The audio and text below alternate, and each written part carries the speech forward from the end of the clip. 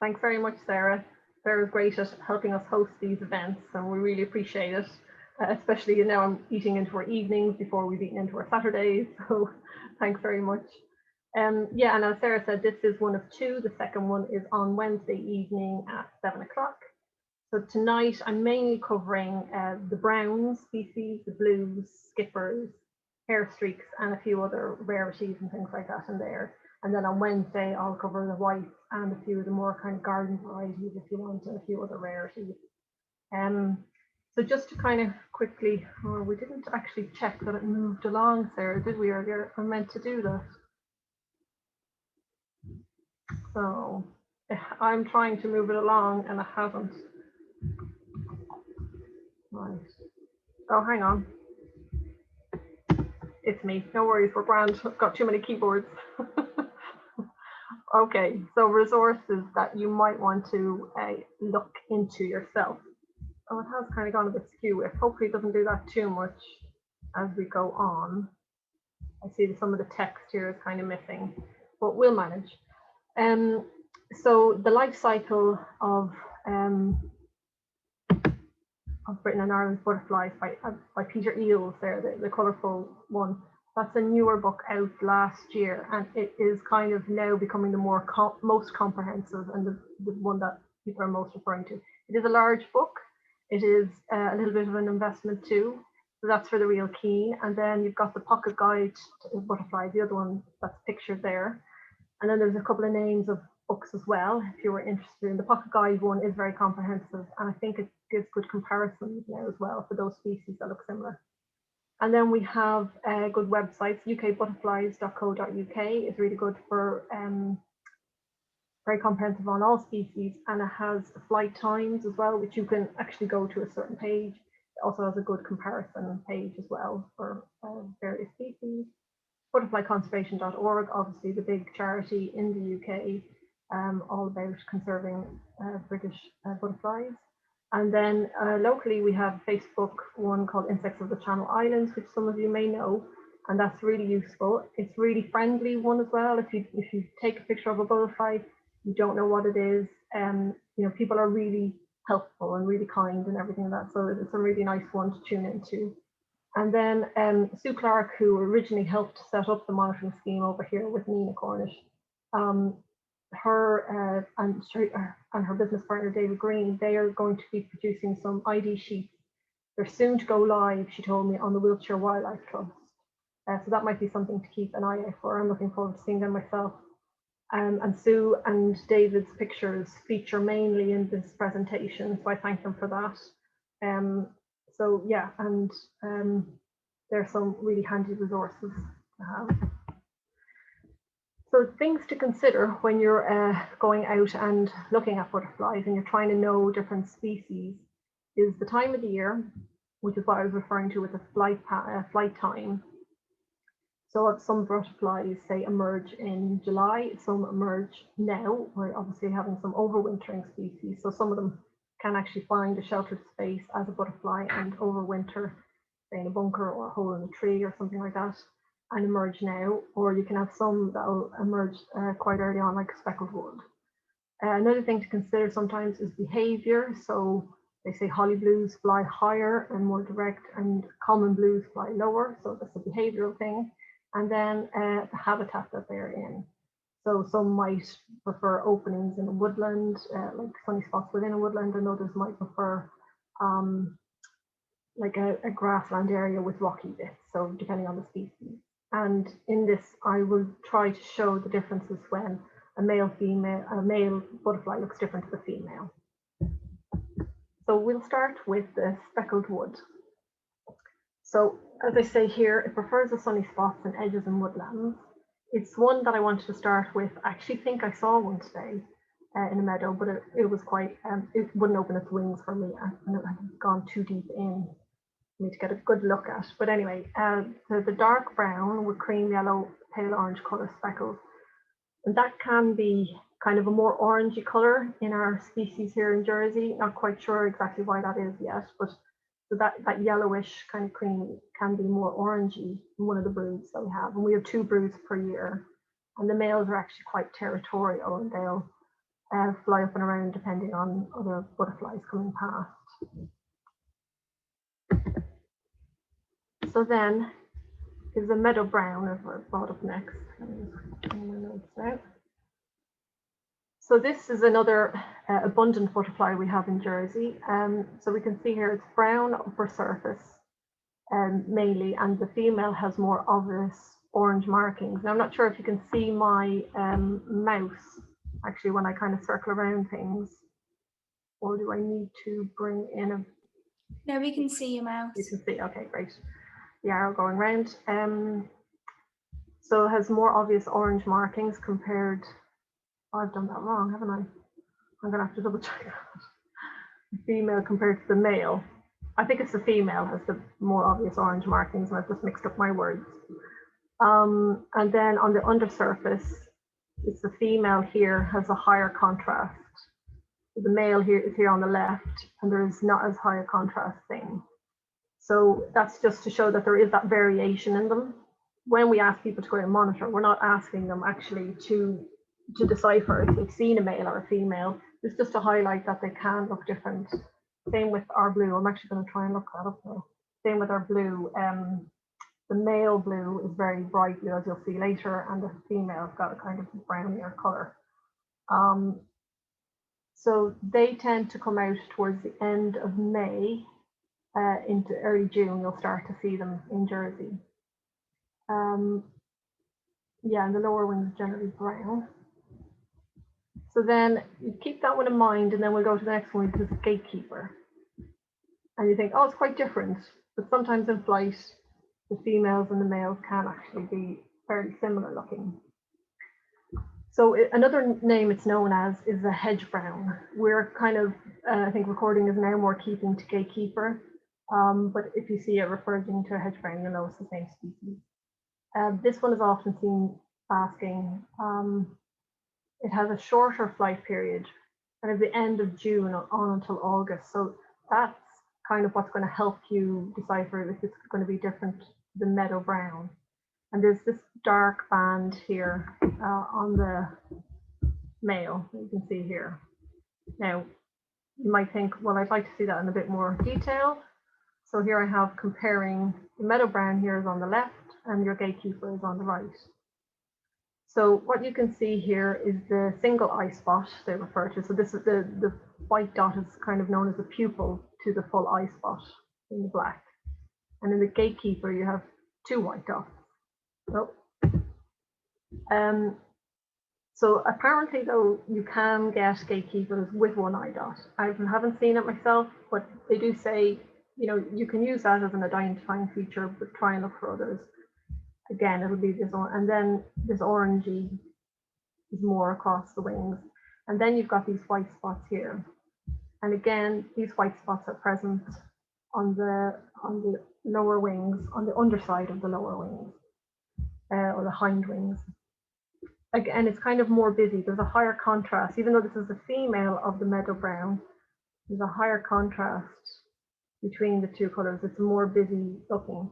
And that is quite striking when you see them out. So that's another good identifying feature. And then our next species, again, you might say, oh, that's quite similar, small heath, but it is much smaller. And you'd know by its behavior as well. It flies low to the ground. It appears orange in flight, and it's with a lighter orange. You would see a more orange and brown with your gatekeeper and your meadow brown. So you'd get to know, you generally get to know it by their behavior and things like that. So what I always say when I'm doing these presentations face to face at the start of each, in the spring of each year, is, well, one, I say I'm not the expert, but two, I say that the real way to get out and learn them, the real way to learn them is to get out there and actually do it. Is actually just put yourself out there, take pictures if you can, and just have your book with you or whatever way that you like to learn. Those who sign up to the scheme, we can actually lend out nets to as well, and we encourage people to net and to have a look, and then obviously release as well if you feel confident doing that. Most people really get into the photography side of things, and they, you know, it's great what you can do with a smartphone as well. So with the small heath, its wings are majority of the time, I think pretty much all the time, closed when it's at rest. So when it lands, the wings will be closed. So this is the view you're going to get. You don't you rarely get to see them with their wings open. Whereas other species really like to bask with their wings open like that. And then another kind of in this species color is the grayling. Now this is quite a large butterfly, and as you can see from the lower picture here, it's very well camouflaged. You will see flashes of orange in flight. I call it the friendly one butterfly. I monitor out on La Blanche-Fonck dunes, and they'll fly up from the path, and then they'll land back down just a few feet in front, and then they'll fly up and they'll land on you, or they'll land on your clipboard or whatever. So they're a lovely species to see out. They appear the end of June, they'll peak in July, and they'll be around until about mid-September time, generally in Jersey. So you rarely see the upper wings when at rest. And when I was reading the Peter Eel's book that I have referred to for a lot of this, it talks about a 3-step movement when the grayling lands. So it'll land, excuse me, like this picture on the right here, with its forewings raised, showing 2 dark eye spots. You can only see one in that picture. And then the next second, it'll lower that forewing down a bit, which is probably, this is the 2nd step. And then it'll fully lower that forewing so that you can't see any eye spots, and you'll see that, or you won't see camouflage on the lower picture. So, and they say that the eye spots are there to attract the birds away from the head and the body. So Peter Eel says this is most likely why when a butterfly is feeding on a flower, there's obviously less camouflage when it's sitting on a flower. So it's most likely why the butterfly raises its forewing there, because it'll attract the birds to the eye spot. The bird will think that that's the head and go for that. So I just thought that was quite a nice thing that I found from the book to share. But yeah, lovely butterfly. A wall. So these aren't as common, I find, now in Jersey. They prefer grassland, but the grassland has to have some bare or stony ground, because that's where it'll bask and leave its wings open out. So you generally see them with their wings open, but that's a lower picture to show. And then on the next slide, we'll show the three species together. But they'll often bask with their wings 2/3 of the way open. So you can kind of see that in the picture on the right. The wing is, one of the wings is more blurry because it's at 2/3 of the way open. You usually see them from late April until September. There has been a decline in this species, which could be related to climate change. Again, there's a good, interesting bit on that in the Peter Eel's book. So on your next slide, we're going to compare. There's the grayling on the left. So compare that with the wall with the closed wing on the bottom. You can see it looks fairly similar, but then you'll notice there's the circles, there's the eye spots, sorry, here on the lower wing. And then compare that with Queen of Spain fritillary. You might see at a glance there's a similarity. Now, our Queen of Spain is quite rare in Jersey. So you're probably going to be seeing a wall, but again, this would be one, if you thought it was a Queen of Spain, it'd be wise to get a picture if you can for that verification of the ID. So it's interesting to see them all there. Then we'll move on to our blues. So we have a common blue, which is, as the name suggests, most common. What I should say, actually, just going back one, sorry, I highlighted it there, is that the grayling, you could say, is bigger than the Queen of Spain as well. The grayling is the biggest of those three, I mean. So sorry, yes, onto the blue. So the male's been a beautiful bright blue. The female is the same size as the male. Sometimes there can be a slight difference in size in different species. But the female is generally a more brown color with, they can have a varying degree of blue on their upper wings. And the females also have these orange crescents, as they're referred to, on the wing edges. So you can see that along the side here and along here.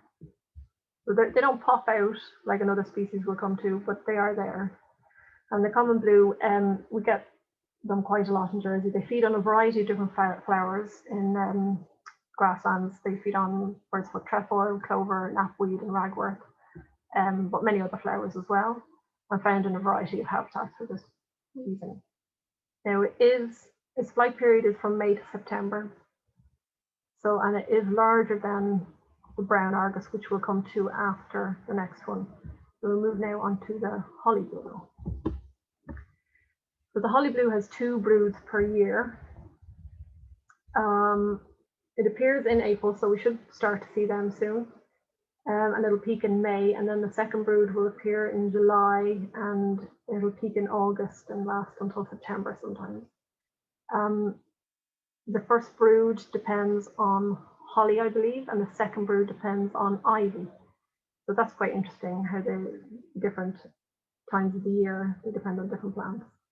They usually rest with their wings closed, as seen in the top picture there. They fly high, as I think I said at the start, and somebody described to me once, they almost know where they're going. They've got a very direct path, whereas the common blue is a bit more flit around. And as you can see, it's got the closed wing there on the top picture, which we will come to when we do the comparison slide for the blues. So the brown Argus then could be described as a chocolate color brown.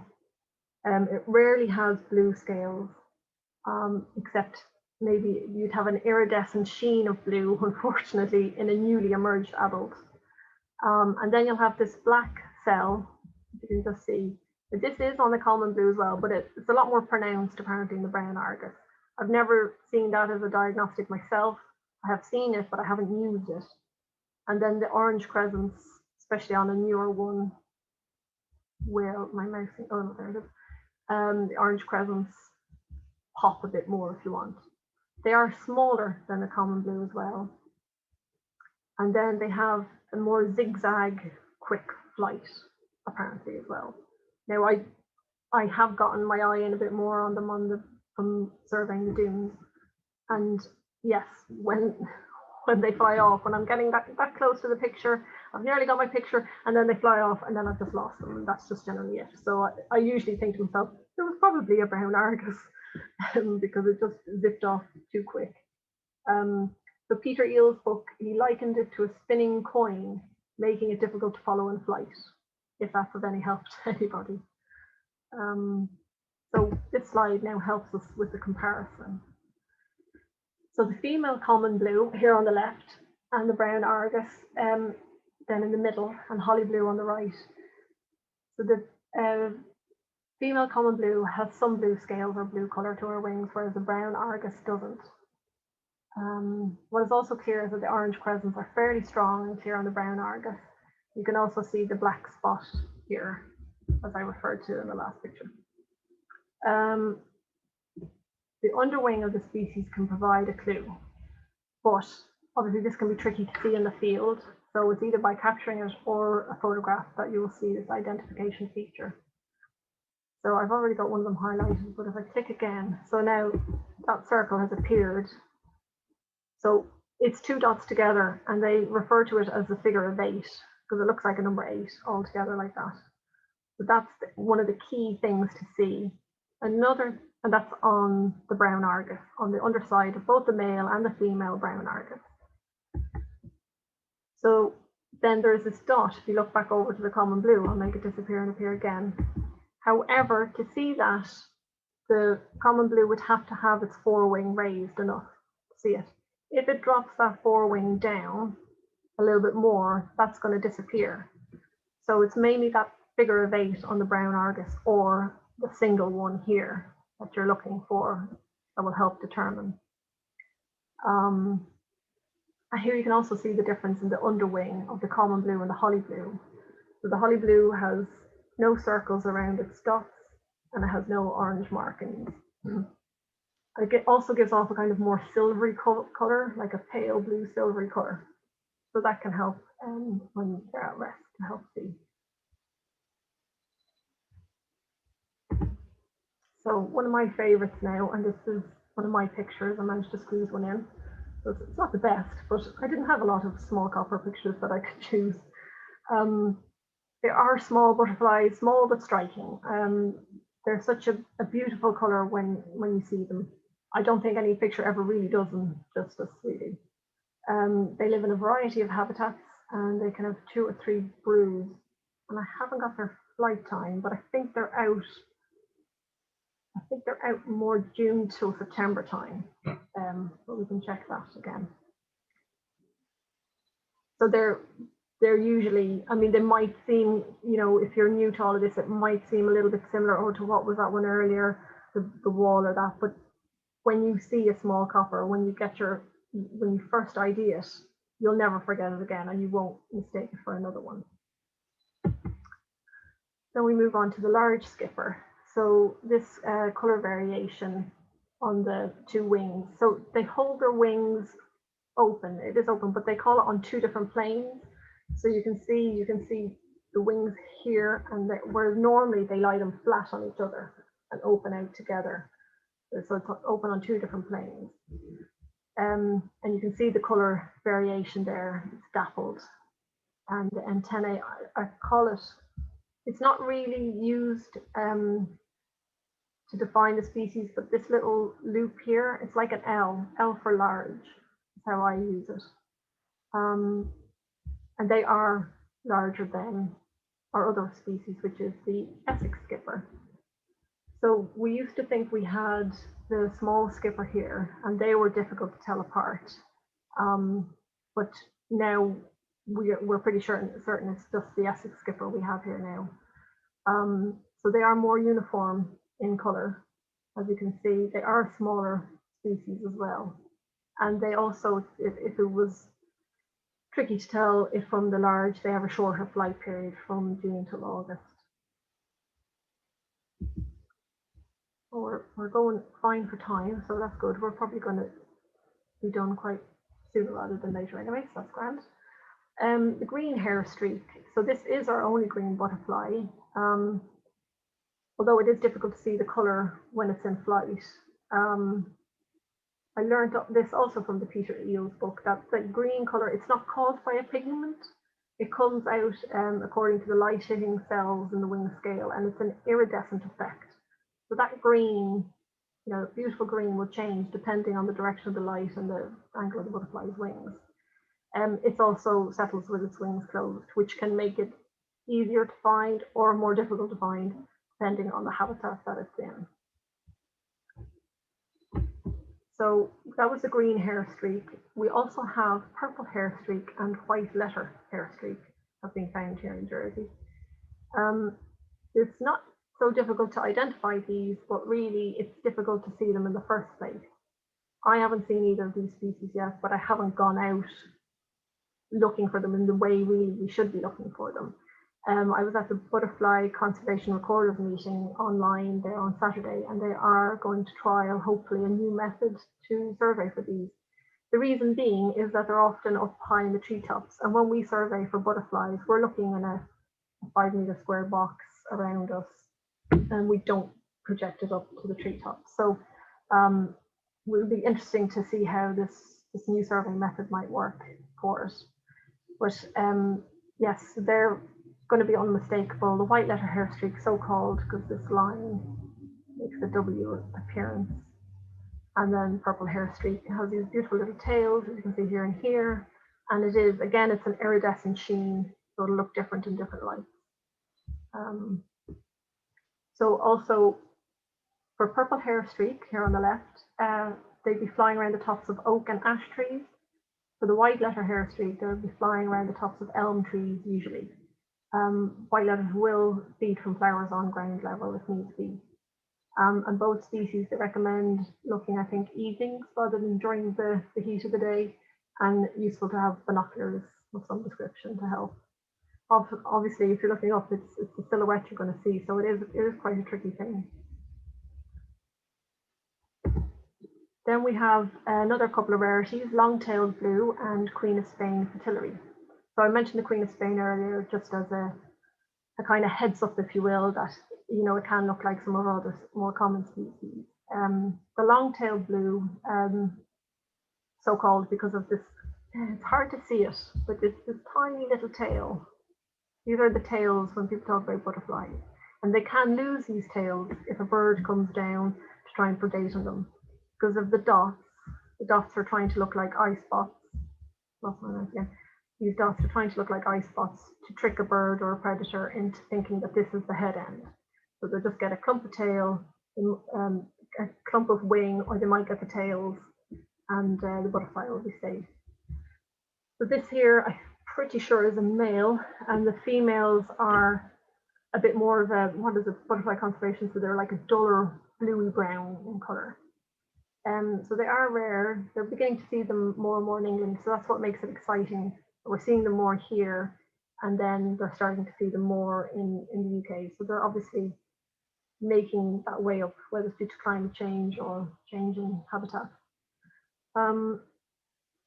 So you can see them in gardens as well. There are a couple of sites where they're known to be seen in Jersey. And the two tails, yes, I've mentioned that.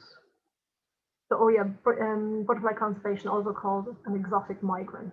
That's quite nice as well. Queen of Spain has most often been sighted, I think, in Jersey in August, September time. Breeding was confirmed in the Channel Islands in the past, I think a few decades ago, with pupae and larvae found. But it would be interesting to know if it is still breeding here. That would be something left up to the experts out there. And then, oh, sorry, a couple more rarities is the swallowtail and the marbled white. So the swallowtail is large. It's one of our, I think it's the largest butterfly we get here, and it's unmistakable. The male and the female are similar in appearance, and they're most often seen on the east coast. So they have been seen on the north coast out west. Thank you, Caroline. I think Caroline's here tonight. And so the insects of the Channel Islands, their Facebook page, it usually lights up when these are seen. Everyone gets very excited by them. And then the marbled white, yeah, I haven't seen this one actually. It actually belongs to the subfamily of browns and not whites or a different group as you might think. The male and the female are similar in appearance. I believe this is a male because the female have a brown creamish tone to their undersides. That's worth looking up on butterfly conservation or UK butterflies if you're so inclined to go out and really look for these, because you could think it might be something else from the underside. So that is actually it for species ID for tonight. We just thought it was going to be too much to try and fit all in one night. Basically, I would have been racing through and no time for questions if we had tried to fit them all in. So I'll just quickly go over how to get involved. So we run the Jersey Butterfly Monitoring Scheme. That's a regular monitoring scheme where we get volunteers to sign up. We give you a certain transect. So that's a particular route that you would walk. And it's walking it once a week between April and September. And we ask people to fill out a form that we give them as well. We provide you with a net if you so wish, and forms as well. And if you want to sign up to UK DMS, which is where we then put all our data into, we can show you how to, input your records as well, if you prefer to do it that way. And then obviously that's quite a big commitment, April to September, but we say, if you are going away or if, you can't do it for whatever reason, then we'll cover it. We have volunteers that can help us cover, or we ourselves as a team, Natural Environment, we like to get out there if we can, and we'll cover it as well as possible. But also it fits in, in the UK, they don't run it like that. If somebody misses out, it's okay, because the stats behind the scenes, that they adapt and they work it out. They work out flight period and time, and they fill in the gaps. So based around the data that you have already collected and from previous years as well. So that's how we do it. So if you want to find out more about that, contact me or contact Wildabout Jersey at gov.je. And you can also look it up on our government webpage. We do gov.je/Wildabout Jersey. You'll get details in there. And then the Jersey Biodiversity Centre, obviously where Sarah works, you can submit casual records. We always recommend people create an account so that you can log in and you can submit any wildlife sighting. So, even from that blackbird that visits your feed box or wherever, or rabbit, you know, they want all of these wildlife records. And then we promote over here the butterfly recording app. So this is an iRecord app. Butterfly Conservation have just done an update to it. So I was trying to figure out, but I haven't managed to open it yet, if it gives kind of more of a species list depending on where you are. I think that's where they're trying to go, but I'm not sure if that's done yet. I haven't been able to download it. But also any record coming through iRecord will go straight to the JBC as well. So that helps keep all our local records together. So that's it really. I'll just say thanks very much. Thanks to all JBMS volunteers for supplying photographs. And thanks again to Sue Clark and David Green for the majority of the photos. And thank you all for listening and coming this evening. And hope to see you on Wednesday for when we cover the remainder species. So, and then any questions, I suppose, if anybody has. I'll turn on my light. I just realized I'm in darkness.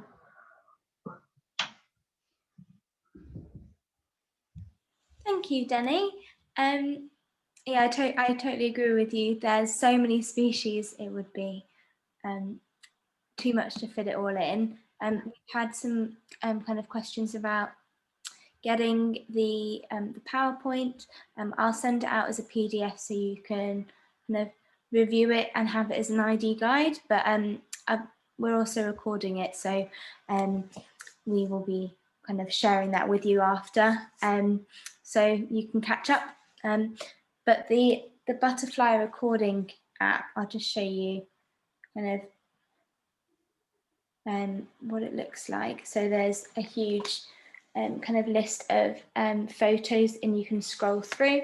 I really like it because you can filter out for different species, and so you can do it by the main color, which is really helpful. So you can, you know, pick whether you saw brown butterfly, blue butterfly, and it will kind of take you to those species that are that color.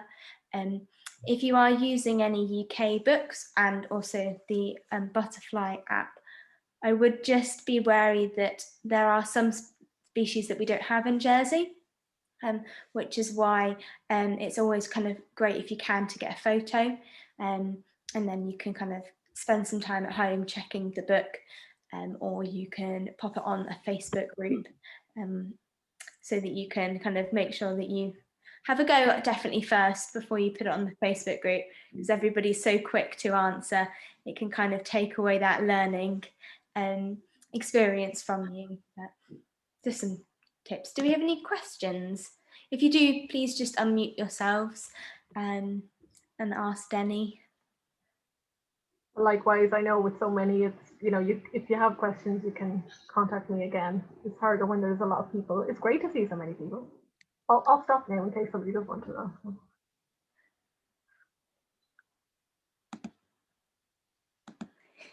I think that what I'm going to do is probably review the PowerPoint and just maybe go through yeah, those species. But while I was listening, I think what would be quite fun to do is I'm going to post up some photos tomorrow on the JBC Facebook page and our Instagram account, but I'm not going to put the species.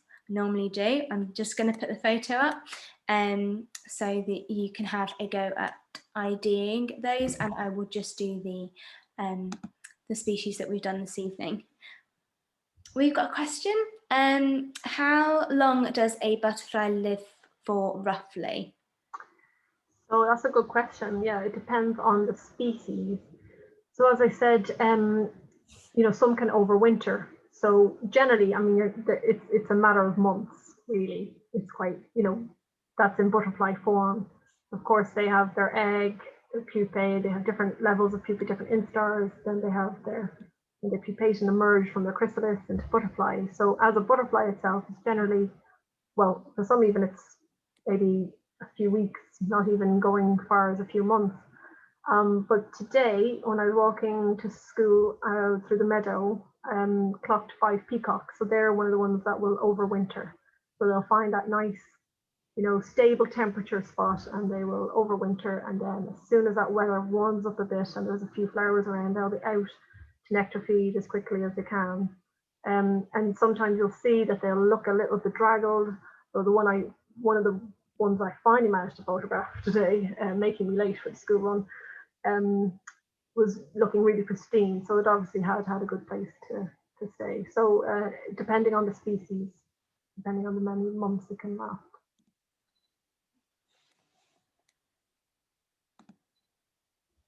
I was going to ask, how does one get the app, butterfly app? So the butterfly app itself, so it's available, like I know, from the Play Store, so I presume the iStore as well. Oh, right, okay. Yeah, yeah. So but you know, I've got Apple equipment. Yeah. I don't know Apple. It's called I Record Butterflies. Oh, right. And because sometimes what I've been finding, we're trying to find UK specific apps. If you just type in butterflies, it can be quite, you get everything from all over the world. But yeah, I Record Butterflies is the UK one. I'll pop it in the chat. Yeah, I think if you look up butterfly conservation, you'd find it as well. Yeah. And if you are submitting through that app, you don't have to submit to the Biodiversity Centre. We automatically get those records coming in. So you don't feel, please don't kind of submit those twice. Just pick one app and go with that. And what's good about doing the weekly monitoring is that you really get a feel for your site, and you really get to know the, like sounds the daft, get to know the butterflies on your patch. You'll know where to expect them. People really get a sense of ownership of their site. I do have a few sites obviously available this year, which is why, you know, we promoted this as much as possible. We are looking for more volunteers if anyone is interested. It might seem daunting. I know when I show the form to people, which is why I didn't put a picture of it up, is that I can throw a few people, but it's actually a really simple form. There's only a few boxes you have to fill out, but it's a really straightforward form. It just looks a bit intimidating. And then, yeah, it's that sense of getting to know your place, getting to see it change through the season. If you can do it for a couple of years, you really get that kind of sense of it's yours almost. And some people, we are successfully sharing a site as well, so we can do that too. So we try and accommodate people as well to the best of an ability, and how they can, you know, get around as well. Some sites are quite tough and some are quite short and sweet. So we have actually got one in town as well. If anyone's town based, we'd love somebody to take on. So that'd be great. Yeah, so just, you know, get in touch if you feel so inclined. Any more questions? Very interesting. Thank you. Oh, thank you. Oh, I've got a question on the chat. What is the best advice for if you want to go into a conservation career as a student? So,